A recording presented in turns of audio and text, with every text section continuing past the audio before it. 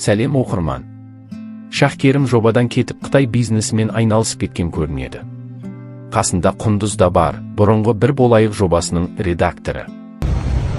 Бизнес-класс деген осында шах, көңіл-күй. Керемет. Ерекше. Вообще. Роза, көңіл-күйің жақсы ма? Гонжуға қайтатын болып.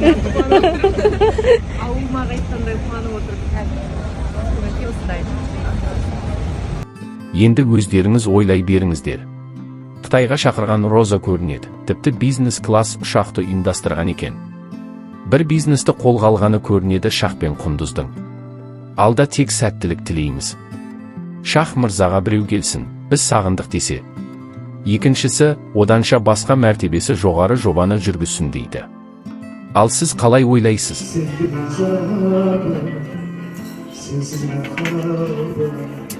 Ой, қандай керемет. Күнде жиын, күнде той, Роза. Сенің что ерекше. Тебе гостер чем айтқан шықпады Жылама. Жылама. Жыламаймын. Бірақ аш деген. Мойындарын бұл шақ орындарын айтқанында. Сезім баға атын өзгертіп, бұрынғы редакторларын қуып жіберген сияқты ғой. Құндыз, Шахкерім, Али жобадан кеткен болатын. Нақты неден кеткен ешкім эфирде айтқан жоқ. Неге олай, қалай ойлайсыздар? Шахкерім болса Инстаграм желісіне видео жүктеп жазуларын қалдырды. Маған сезім баға туралы көп сұрақ келіп жатыр екен. Іздеп жатқан сүйікті көрерменіме рахмет. Қазір жұмыстан шығармашылық үзіліс алдым. Эфир сыртында да ішінде де емеспін. Эфирдегі процестерге әсіна ете алмағандықтан эфирге байланысты сұрақтарға жауап бере алмаймын. Әріптестеріме бәрін сеніммен тапсырдым. Камила тікелей эфирдегі бірнеше жылдық бағдарлама жүргізу тәжірибесі бар білікті жүргізуші. Редакцияда біреуінен басқа бәрі мықты негізі, сондықтан 8-ші маусымдық тарихы бар жобаны абыроймен жалғастыратынына күмәнім жоқ. Қатты сағынып кетсеңіздер парақшаға кіріп тұрыңдар деді Шахкерім. Біреуінен басқа бәрі мықты негізі деген адам Елжас деген редактор болуы керек.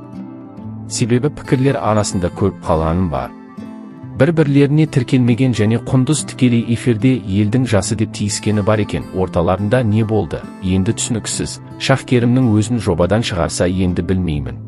Сендер мына сөзді айтасыңдар ғой, адамның қадіріне жету үшін адамды жоғалту керек дегеннің артында жалғасы бар. Жоғалту керек, сонда сен ол адамның қадірін түсінесің, бірақ ол адамның алдында қадірің жоғалып кетеді. Бұл адамдар деген шашылып жатқан жаңағы кез келген сәт сені қабылдай алатын бір тіршілік деп ойлайсыңдар ма? Мен мысалы өмірімде менің ұстанымдарымның бірі, өмірімде менен бас тартқан адам маған өмірімде қажет болуы мүмкін емес ешқашан. Құлай ма, өле ме, жылай ма, ол сол сәтте бас тартты ма, болды, сол сәттен бастап менің өмірімде ол өлді мен тең, бітті.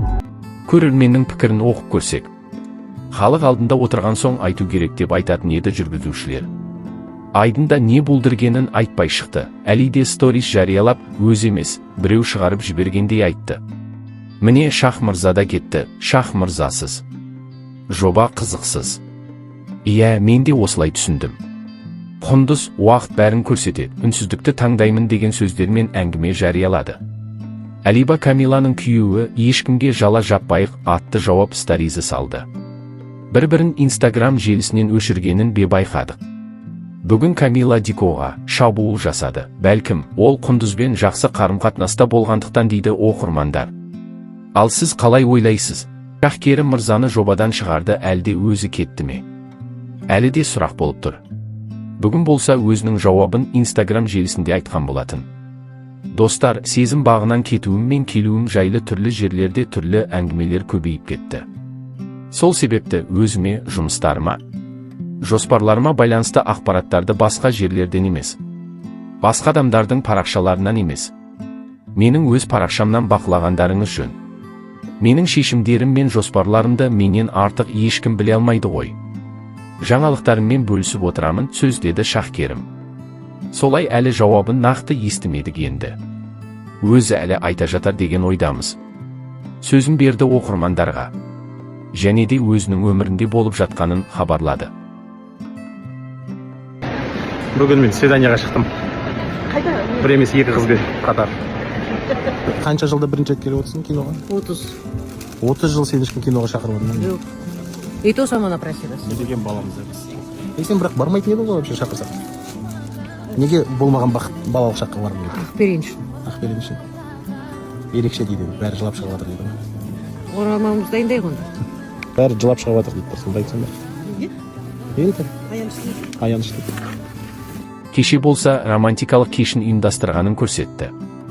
Кеше мен романтикалық кеш ұйымдастырдым. 30 жылда бірінші рет деген комплимент алдым деді анам. Соңғы рет әкем апарған болып тұр ғой. Барлық қошеметтерге лайық кино туынды. Жүректі тербететін, көңілге ой салатын өте әсерлі.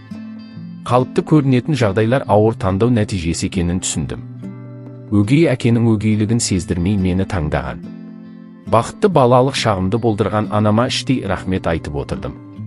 Өміріңнің екінші көктемін көргісі келетін жандарды жазғырмаймын. Бірақ балалар өгейлікті сезбесінші деді Шах. Ал пікірлерді оқып көрейік, сізді қатты сағынып кеттік.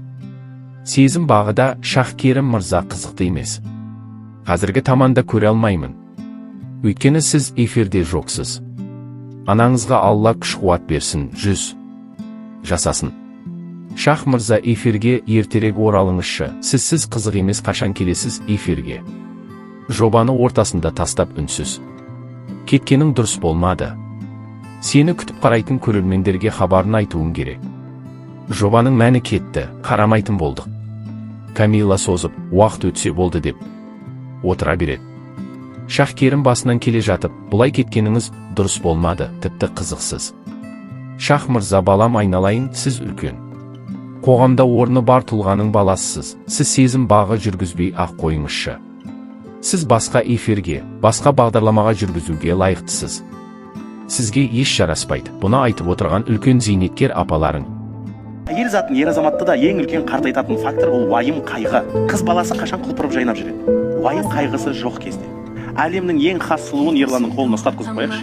Содан кейін бір жылдан кейін кездесейік. Осы қыз кезінде бәрі жақсы, жаман қатын қайдан шықты деген сөз бар ғой. Күйеуден шықты жаман қатын. Өйткені ол қыз кезінде әкесінің қамқорлығында, әкесінің тәрбиесінде, әкесінің баптауында, әкесінің күтуінде өсті. Сондықтан жігіттер хас сұлуды таңдайсың ба? Хас сұлуды қасыңнан көргің келе ме? Онда сен өзің сол хас сұлу жаса ол әйелден.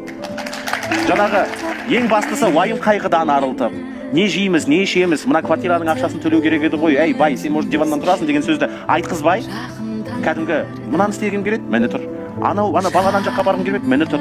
Ана шетелге шығып келу керек еді, міне тұр.